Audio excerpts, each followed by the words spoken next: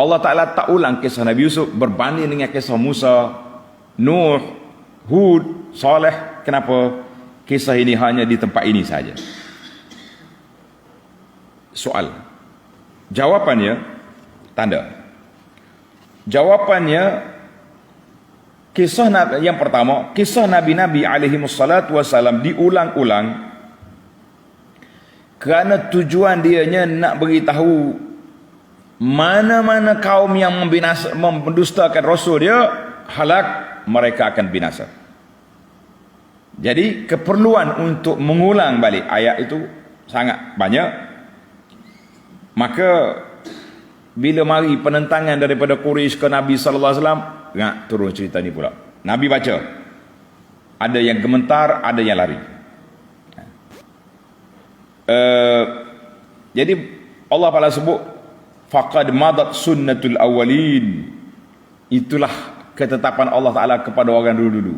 Menentang Nabi, binasa. Kisah Yusuf bukan tujuan dia nak kebinasaan itu. Kisah Yusuf, kisah dia dengan adik-adik dia. Ya. Yang kedua, kisah Nabi Yusuf alaihissalam ini kisah inna ma'al usri yusra. Setiap orang susah itu akan ada harinya senang. Yusuf daripada awal lagi, daripada kecil lagi dia campur dalam telaga lah, pergi ke Mesir pula kena goda ke wanita. Kita kata banyak hikayat kan. Maka susah-susah akhirnya dia akan senang. Demikianlah hidup kita, hidup manusia ni. Kalau kita susah di awal, insya-Allah di akhirnya kita senang. Para jemaah sekalian, jangan kata tak ada harapan dah kita ni lah.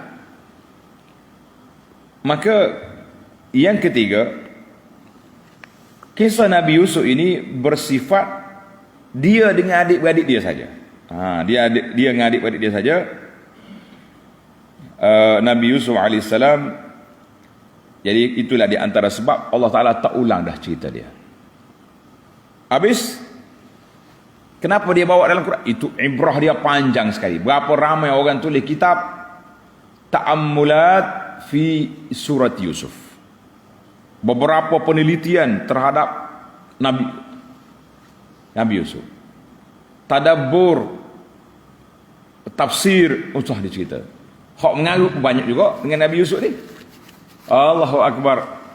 Dia buat cerita novel percintaan. Kita kata lah, Allah Ta'ala tidak turun kisah Nabi Yusuf untuk cerita. Kisah Nabi Yusuf untuk ibrah, pengajaran yang sangat banyak yang kita akan jumpa nanti dalam pengembaraan kita kepada kisah ini, insya-Allah. Jadi itulah di antara. Kemudian di awal surah ini Allah Ta'ala mula dengan 3 ayat tamhidiyah yang menyebut tentang Quran dan kisah Quran, ahsanal qasas, penceritaan yang paling menarik dalam Quran ini kan, sampai kepada ayat 101 itu tarikh Yusuf sampai ke akhir. Kemudian sebelah ayat yang terakhir Allah Ta'ala bawa mari penutup untuk nak mengkuatkan semangat Nabi sallallahu alaihi wasallam, nak menyatakan risalah khatamin nabiyyin, i'jaz orang lain lemah nak ikut Quran ini, dan beberapa ibrah, pengajaran-pengajaran yang wajib kita kena kutip di akhir surah Yusuf nanti sebagai penutup. Baiklah, ini yang ada di tangan saya dalam tafsir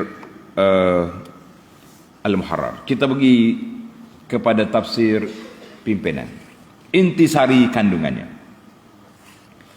Menerangkan kebenaran Al-Quran dan menegaskan bahawa Al-Quran diturunkan dalam bahasa Arab untuk dibaca. Sebab apa turun bahasa Arab? Kenapa? Sebab bahasa Arab itu bahasa Nabi sallallahu alaihi wasallam. Anak beranak dia semua cakap Arab belaka. Anak beranak Nabi cakap apa? Cakap Arab kan. Dia kata Arab belaka apa buat dia tu. Jangan kata Arab ni untuk orang Islam. La, Abu Jahal pun cakap Arab. Segala pok Abu cakap Arab lah, pok dia. Maka Allah Ta'ala turun Quran yang difahami untuk dibaca dan difaham, diamalkan perintah-perintahnya dan disampaikan kepada umat manusia seluruhnya. Itu Quran. Quran baca, faham, amal, ikut arahan, tinggal larangan. Kalau cakap baca saja